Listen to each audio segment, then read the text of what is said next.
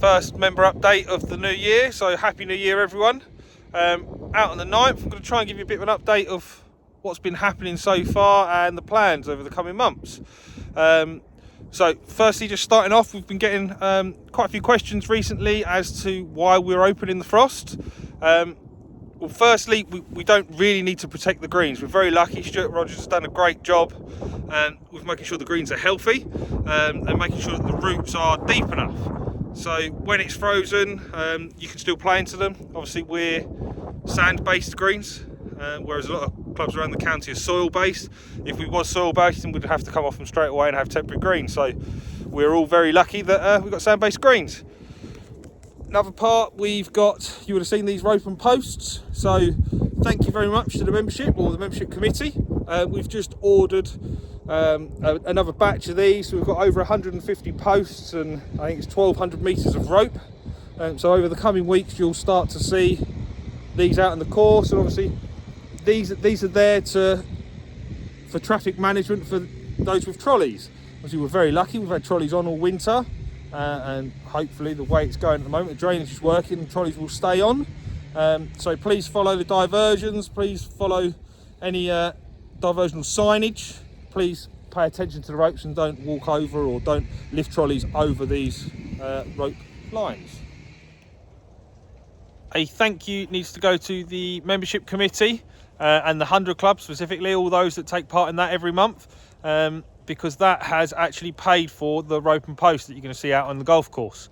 So for all those that don't take part, just bear in mind that's what it kind of raises, and in the past it's paid for the shoe cleaner and the practice net. So thank you very much for all those that take part in the 100 Club. The colder mornings have meant that the green staff have struggled to get out on the golf course, and obviously they're limited on what they can do with the ground being frozen. So they've been working hard, working on the canopies down the side of the temp here and between 9, dropping the limbs off, and also Stuart's up there, just about to see him with a chainsaw, and the team here with the wood chipper. So they've cleared this out, it just helps with growth, helps with light, and they're going to work their way around the course, obviously just continuing on, clearing out some of the wooded areas.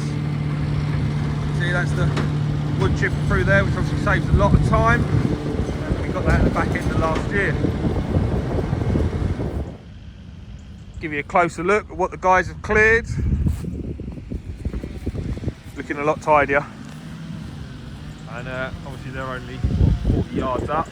We've got to go up all the way up to the side of the temp tee and across the other side as well. I'm sure you'll all agree, when the greens have been defrosted, they've been brilliant over the last few months. So we're very, very lucky. Obviously Stuart's done a great job with the coring and the pain that you guys went through for greens maintenance.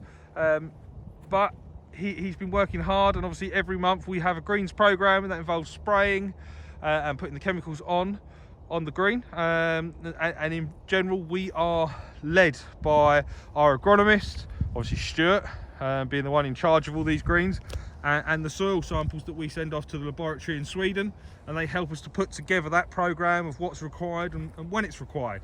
So obviously that also structures when we do our greens maintenance. So as a reminder, 7th of April for a week we will be on temporary greens. We'll be working hard on the greens, and there'll be be coring, top dressing, seeding and slitting. So just a reminder, 7th of April for a week there will be temporary green. Part of the improvement works that are due to start in the spring is that the path contractors will be back. So John and his team will be back to do any repair works. Obviously there's certain holes where little potholes are picked up or some of the surface is washed away. So he's going to come back, he's going to look at all the paths, re-roll them, resurface them, and just repair them ultimately. And that's probably going to be the case for every year moving forwards. We'll have to do some work, especially with the change in temperatures and the amount of water we get.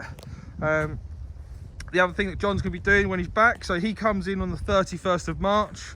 We're going to allocate about a week, 10 days to path repairs, and then he will be moving on to the 5th lake. So the plans he's got for the 5th lake will be, they've got to make it deeper. Obviously that 5th lake takes all the water from the 3rd, which is then all the water that comes off Swan Lane and Swan Wood.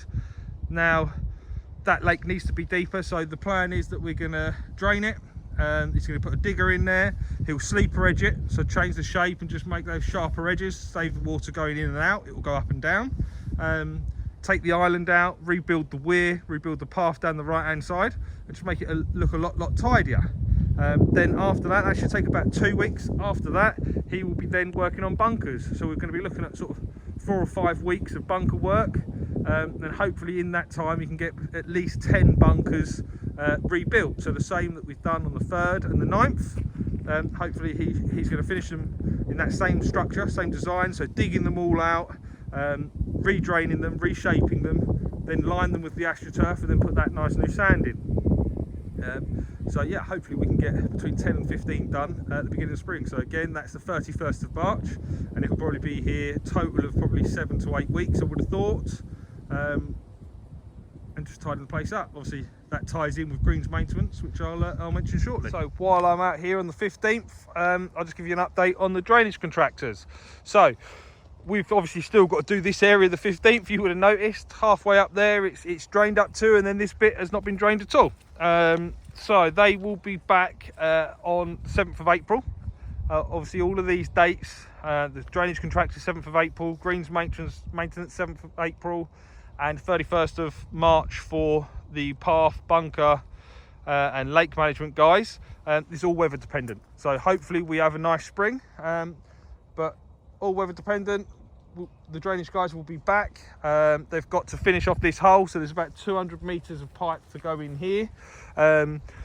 Once they've done that, then we've got to focus on areas around the course. So you all would have spotted, and thank you very much for your feedback when you're out there playing. There are some wet areas out on the course, bottom of 9 still, back of the 6th green, around the 6th tees, areas like that. And the drainage contractors will be working on those areas just to try and get them drier. We're very lucky that the drainage set that we've put in so far is almost like Lego, so we can just tap it in and add additional runs, and try and make the golf course even drier than it already is. Once the weather allows, we've still got to complete the irrigation system. So majority of the ring main is in, and it's around the golf course. Obviously it's been backfilled, sandfilled, but we've still got parts of the install to be completed. So we need to connect that ring main to our water tank and our pumps, and the irrigation hut over there in the background.